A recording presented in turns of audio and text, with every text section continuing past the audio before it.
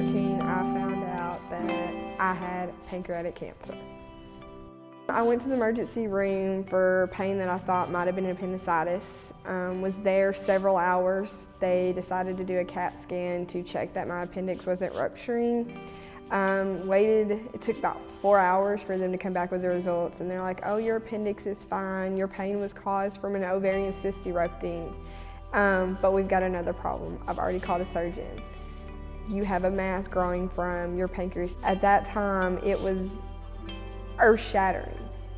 You hear about them stories all the time. You hear about everybody getting some kind of sickness, but you never think it's going to happen to yourself. They immediately called the surgeon. They set up a surgery. It was supposed to take 3 hours. It took 7. I woke up the next day with all my family surrounding me, and the doctor came back and said the tumor was cancerous. They wanted to try and see if they could get it all, but they weren't able to. So it made its way into, as the doctor said it, into my bloodstream. And that any way possible in my life that there would be any type of cancer I could get, this would be the reason. It would spread, it would recur. I would go into remission, but I would not stay in remission. I was out of school for 8 weeks.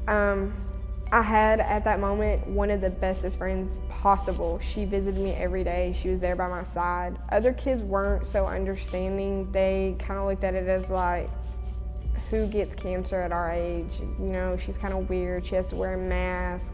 She has to wipe down things. Like, it was hard with other kids in my class. They kind of didn't understand the life that I was now living. God was the biggest part of my life growing up. But in that short period of time, I lost my faith for a while.